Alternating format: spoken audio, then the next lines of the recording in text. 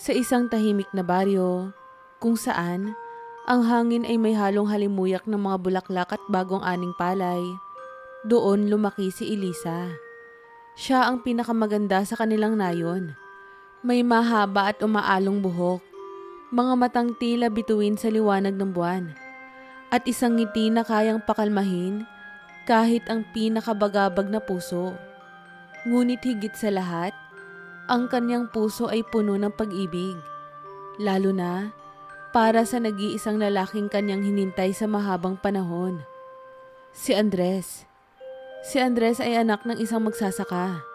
Ngunit sa kabila ng payak na pamumuhay, siya ay may pangarap na mas malaki kaysa sa kanilang baryo. Matapang at masigasig. Palaging pinapangarap ni Andres na maging isang sundalo upang ipagtanggol ang kanyang bayan. Ngunit bago ang lahat, meron siyang isang pangako na nais tuparin. Ang mahalin si Elisa sa mahabang panahon. Noong gabi ng pista sa kanilang baryo, sa ilalim ng isang malaking puno ng akasya, umupo sila sa lumang bangko na gawa sa kahoy. Ang liwanag ng mga parol at huni ng kuliglig ang naging saksi sa kanilang matamis na pangako sa isa't isa. Elisa, wika ni Andres habang hinahawakan ng kamay ng dalaga. Aalis ako sa susunod na buwan upang sumali sa hukbo. Pero pangako ko sa'yo, babalik ako. At kapag bumalik ako, papakasalan na kita. Bahagyang tumulo ang luha ni Elisa, ngunit pinilit niyang ngumiti. Andres, maghihintay ako. Kahit gaano katagal, kahit ilang taon pa ang lumipas. Basta, bumalik ka sa akin. Nagyakap sila ng mahigpit.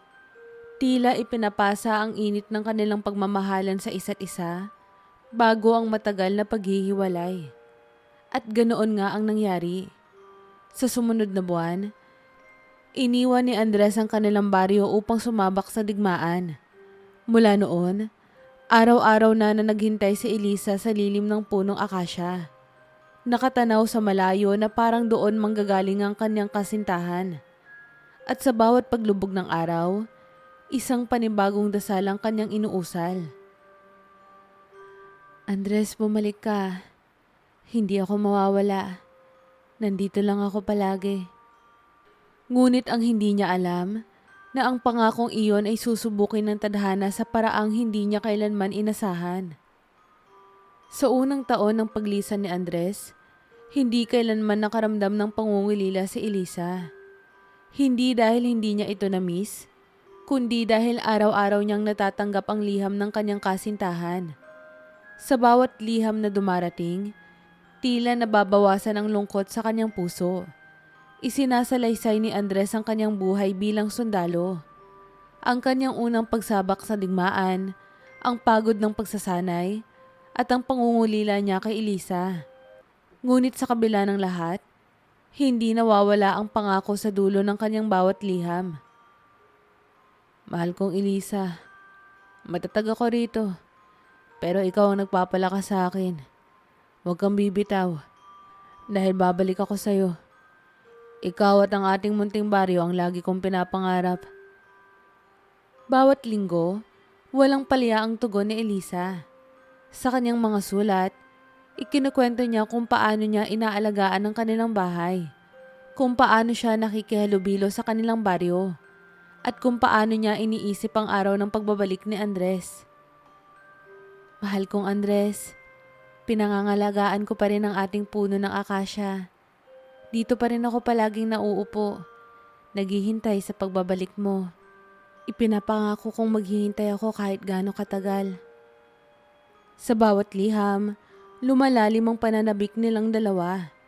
Ngunit habang lumilipas ang mga taon, unti-unti ring nagbago ang daloy ng kanilang komunikasyon. Pagsapit ng ikalimang taon, kapansin-pansin ang pagdalang ng liham ni Andres. Minsan, inaabot ng buwan bago makarating ang kanyang sulat. Ngunit kahit mahaba ang paghihintay, hindi kailanman napagod si Elisa. Siguro ay abala lamang siya sa digmaan. Bulong niya sa sarili habang mahigpit na yakap ang huling liham ni Andres. Ngunit nang lumipas ang 10 taon, tuluyang natigil ang pagdating ng mga sulat. Wala nang kahit anong balita mula kay Andres. Walang kasagutang dumating sa mga liham na patuloy na sinusulat ni Elisa. At sa kauna-unahang pagkakataon, isang takot na hindi niya kayang banggitin ang unti-unting lumamon sa kanyang puso. Baka may masamang nangyari kay Andres. Ngunit sa kabila ng alinlangan, hindi siya sumuko. Patuloy siyang sumulat. Araw-araw, tinatapos niya ang isang liham na puno ng pagmamahal at pangungulila.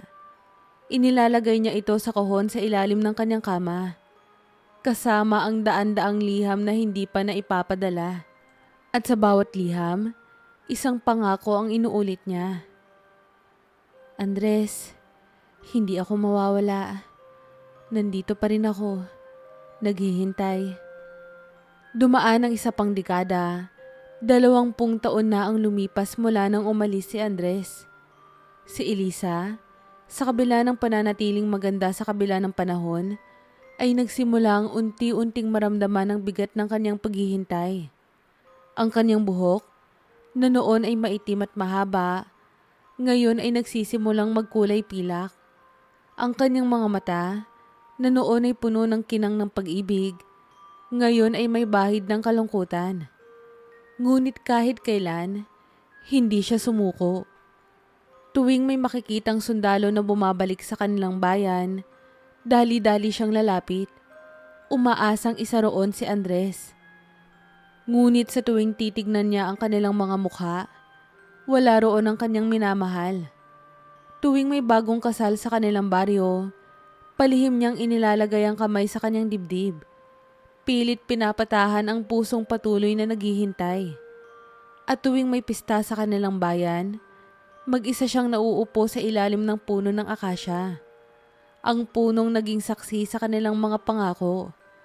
At binubulong ang parehong dasal na inusal niya noon.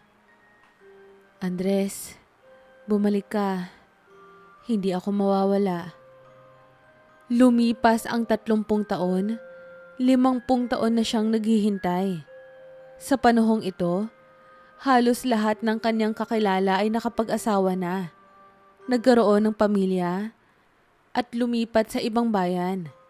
Ang ilan sa kanila ay inalok siyang magpakasal sa iba, ngunit palagi siyang tumatanggi. Hindi ko kayang ipagpalit si Andres. Ang palaging sagot niya noon at magpasa hanggang ngayon. Para kay Elisa, ang tunay na pag-ibig ay hindi sumusuko, hindi nang iiwan, at higit sa lahat, hindi nagbabago kahit gaano katagal. 50 taon, isang habang buhay ng paghihintay. Si Elisa sa kabila ng pagkupas ng kanyang kabataan, may isang bagay na hindi nagbago, ang kanyang matapat na puso. Sa mahabang panahon ng kanyang paghihintay, hindi kailanman nawala ang kanyang paniniwala na isang araw, si Andres ay muling babalik. Sa umaga, isinasabit niya ang kanyang mga lumang liham sa isang maliit na aparador sa tabi ng kanyang kama. Ang bawat isa sa mga ito ay may petsa, maayos na nakasalansan, tanda ng bawat araw ng kanyang walang kapagurang paghihintay. Sa hapon, inuupo niya ang sarili sa ilalim ng puno ng akasya. Pinagmamasdan ang daan na tila nag-aabang ng isang anino na hindi na muling bumalik. At sa gabi, nananalangin siya sa Diyos. Umaasa na sa panaginip man lamang, makita niyang muli ang mukha ng lalaking nangakong babalik. Ngunit habang lumilipas ang mga taon, unti-unting bumibigat ang kanyang dibdib sa mga tanong na hindi niya kayang sagutin. Buhay pa kaya siya? Bakit hindi siya bumalik? Totoo ba ang pangakong binitawan niya noon? Ngunit sa kabila ng mga tanong, hindi niya kayang isuko ang pag-asa.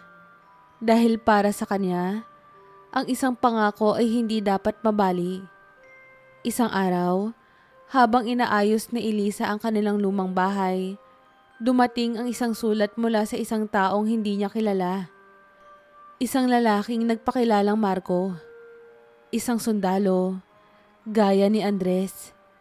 Sa kanyang sulat, sinabi niyang nais siyang makausap tungkol sa isang bagay na may kaugnayan sa taong matagal na niyang hinahanap. Nagulat si Elisa. Matapos ang 50 taon ng kawalan ng balita, ngayon lang may nagdala ng isang mensaheng maaaring may sagot sa kanyang katanungan. Kinabukasan, dumating si Marco sa kanilang bahay. Isa siyang matikas na lalaki. May edad na 45 o higit pa. Ang kanyang presensya ay may kakaibang bigat, na tila ba may dala siyang isang bagay na magpapaguho sa lahat ng matagal ng pinanghahawakan ni Elisa. Hindi na siya nagpaligoy-ligoy. Ma'am Elisa, ako po pala ang anak ni Andres. Parang huminto ang mundo ni Elisa. Ano ka mo? Anak? Mabilis na lumabo ang kanyang paningin. Para bang unti-unting gumuho ang lahat ng kanyang pinaniniwalaan. Hindi ito maaari. Napansin ni Marco ang panghihina ni Elisa. Kaya agad niyang hinawakan ang kamay ng matanda. Patawarin po ninyo ako sa biglaang pagdating. Pero narito po ako upang ibalita sa inyo ang matagal na ninyong gustong malaman tungkol kay tatay. At doon niya ibinahagi ang katotohanang babasag sa 50 taong paghihintay ni Elisa. Ayon kay Marco, matapos ang ilang taon ng paglilingkod sa digmaan, napasama si Andres sa isang mabagsik na labanan. Nasugatan siya ng malubha at nagising sa isang maliit na ospital sa malayong probinsya. Walang maalala, ni isang alaala mula sa kanyang nakaraan. Isang mabuting babae ang nag-alaga sa kanya, si Margarita. Isang nurse na hindi iniwan ng kanyang tabi habang bumabangon siya mula sa kanyang pinsala. Habang lumilipas ang mga taon, si Andres, na noon ay wala nang maalala tungkol sa kanyang tunay na buhay, ay unti-unting bumuo ng bagong pamilya. Pinakasalan niya si Margarita. Nagkaroon ng 3 anak at bumuhay ng tahimik na buhay. Ngunit isang araw, bumalik ang kanyang alaala. Naalala niya ang lahat. Ang baryo, ang kanilang puno ng akasya, at higit sa lahat, si Elisa. Ngunit huli na ang lahat. May sarili na siyang pamilya. At sa kabila ng pananabik na balikan ng kanyang nakaraan, hindi niya magawang iwan ang kasalukuyang buhay na kanyang naitayo. At kaya, sa kabila ng sakit, pinili niyang manatili sa kanyang bagong pamilya at hinayaang manatiling isang alaala na lamang ang kanyang nakaraan. Iyon ang huling lihim na dinala ni Andres hanggang sa kanyang huling hininga. Dahil ilang taon bago dumating si Marco kay Elisa, pumanaw na ang kanyang iniibig. Hindi bilang isang sundalong bumalik sa kanyang minamahal, kundi bilang isang lalaking tumupad sa ibang panata. Hindi makapagsalita si Elisa. Nakahawak siya sa dibdib niya, na parang pinipiga ang kanyang puso. Ang iniingatan niyang pangarap sa loob ng 5 dekada ay isang malupit na kasinungalingan pala. Hindi dahil niloko siya ni Andres, kundi dahil niloko siya ng tadhana. Nagsimula siyang manginig, hindi dahil sa galit, kundi sa kawalan. Wala na siyang hinihintay. Wala na siyang babalikan. Wala nang dahilan ang kanyang mga liham. Isa na lamang siyang lumang larawan na nakalimutan sa isang kahon. Isang pag-ibig na hindi kailanman nagkaroon ng katapusan. Hindi napigilan ni Marco ang sariling maawa sa matanda. Ma'am Elisa, mahinahong sabi niya. Patawad po pero gusto ko pong malaman ninyo na kahit hindi po kayo ang kasama ni Tatay Sole, kayo po ang una at huling babaeng minahal niya ng lubusan. Lagi niya pong binabanggit ang pangalan ninyo, kahit noong huli niya pong mga taon. Ngunit sa puntong ito, Hindi na alam ni Elisa kung may halaga pa ang mga salitang iyon. Ano ang silbi ng isang pagmamahal kung hindi naman ito muling bumalik sa kanya? Ano ang silbi ng isang pangako kung hindi ito natupad? Ngunit sa kabila ng lahat, sa pinakamapait ng kanyang pagkawasak, nagawa pa rin niyang ngumiti. Isang mapait, ngunit mapayapang ngiti. Dahil sa wakas, natapos na rin ang 50 taong tanong sa kanyang puso. Alam na niya ang sagot.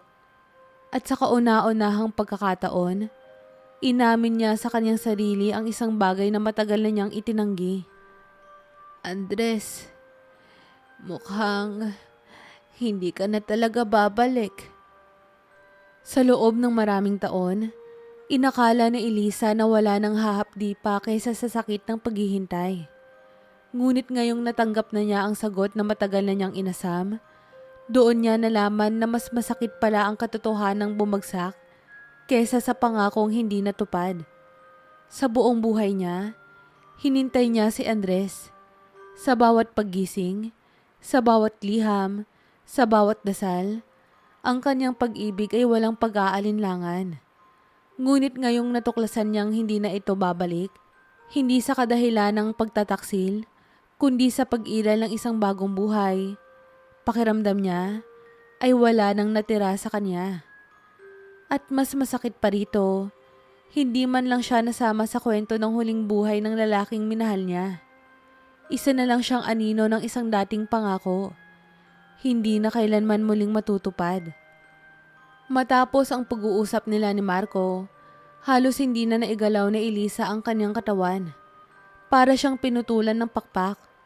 Hindi dahil sa galit, kundi dahil sa biglang pagkawala ng direksyon sa kanyang buhay. Kung wala na si Andres, ano pa ang halaga ng paghihintay? Wala siyang ideya kung paano sisimulang harapin ang katotohanang hindi niya naisip sa loob ng 50 taon. Ang sakit ng pagkawala ay tila isang mabigat na ulap na bumalot sa kanyang kaluluwa. Hindi siya kumain. Hindi siya natulog. Sa buong magdamag, nakaupo lang siya sa tabi ng kanyang aparador kung saan nakasalansan ang lahat ng sulat na isinulat niya para kay Andres. Mga liham na hindi kailanman makakarating sa taong pinagsulatan niya.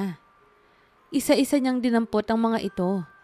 Marahang hinaplos ang mga lumang papel na may kupas ng tinta. Ang ilan ay may mga luha pa niyang tumulo noon. Ang iba ay medyo lukot dahil sa pagkapit niya rito noong mga panahong sinusubok ng lungkot ang kanyang pananalig.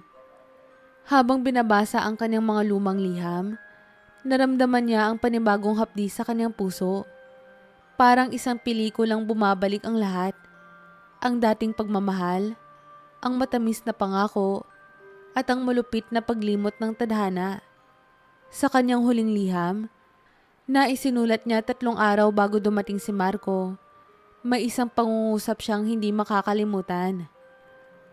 Andres, mahal, sana dumating na ang araw na muli mo akong yakapin. Handa akong maghintay, kahit abutin pa ng habang buhay. Ngunit ang araw na iyon ay hindi na darating magpakailanman. Kinabukasan, sa kabila ng bigat ng loob, nagdesisyon si Elisa na gawin ang isang bagay na matagal na niyang gustong gawin. Binalot niya ng tela ang kahon ng kanyang mga liham at iniipit ito sa kanyang dibdib. Bagamat mahina na ang kanyang katawan, pinilit niyang tumayo at lumabas ng kanilang bahay. Pinagmamasdan siya ng mga kapitbahay habang dahan-dahan siyang naglakad papunta sa puno ng akasya. Ang puno, kung saan siya at si Andres ay unang nangako sa isa't isa. Pagdating niya roon, marahan niyang ipinatong ang kanyang mga liham sa lupa, sa paanan ng matandang puno. Hinaplos niya ang magaspang na balat ng akasya. Naramdaman ang lamig ng kahapon na bumabalot sa kanya. Dito tayo unang nangako, Andres. Bulong niya. At dito ko rin ililibing ang pangakong iyon. Dahan-dahan niyang hinukay ang lupa gamit ang kanyang mga kamay. Iniipon ng kanyang huling natitirang lakas upang ibaon sa ilalim ng puno ang kahon ng kanyang mga liham.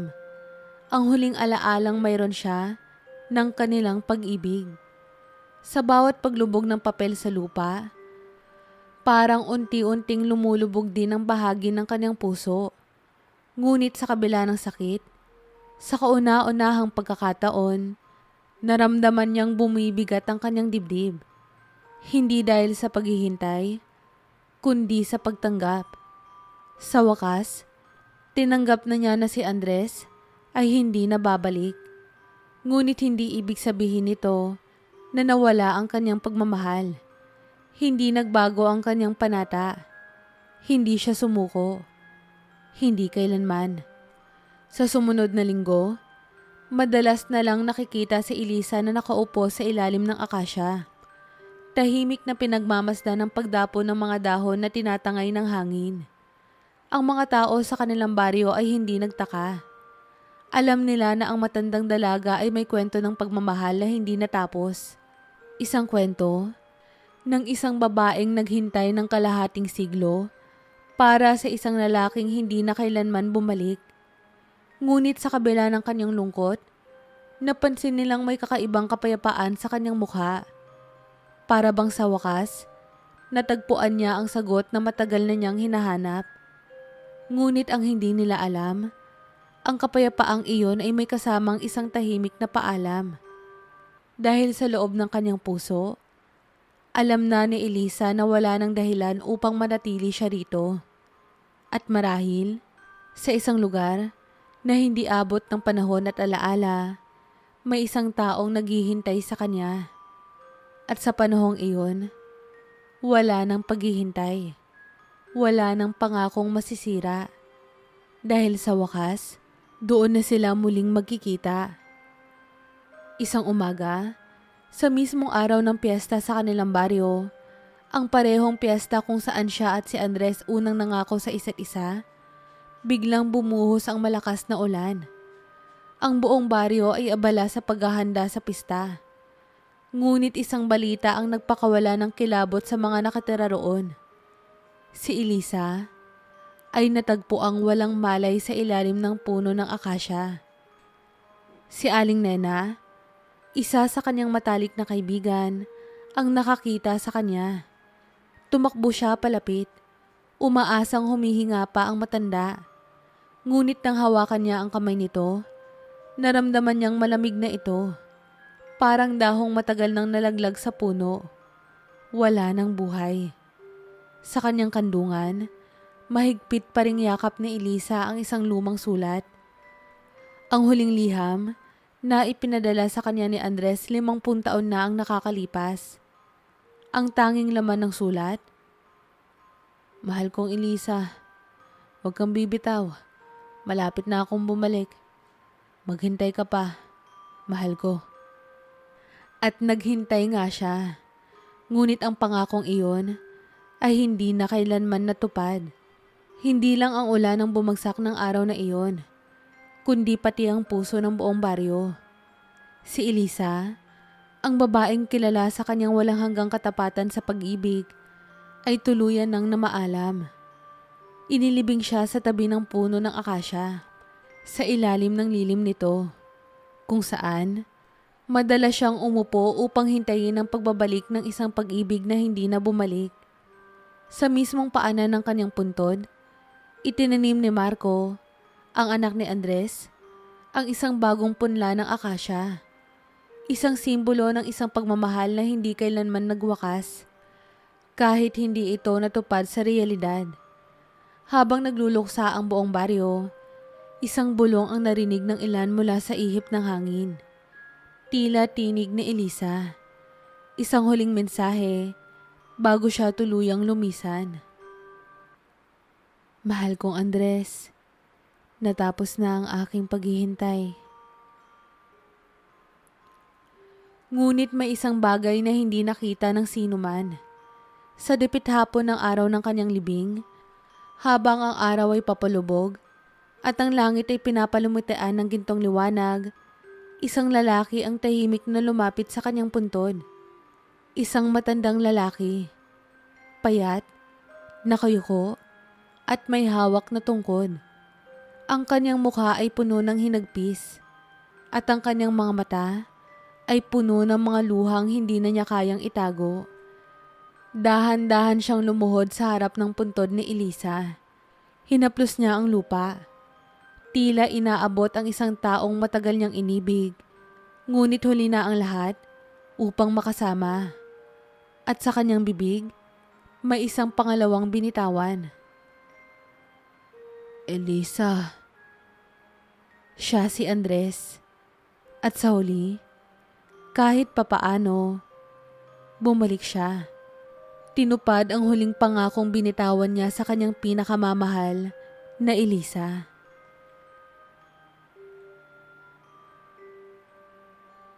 Kamusta po kayo? Muli, maraming salamat po sa pagsubaybay. Huwag niyo po sanang kalilimutang mag-like at mag-subscribe. Hello po sa mga subscribers ko at welcome po sa mga bago kong subscribers. Palagi po kayong mag-iingat. Have a nice day po sa inyong lahat. Hanggang sa muli po.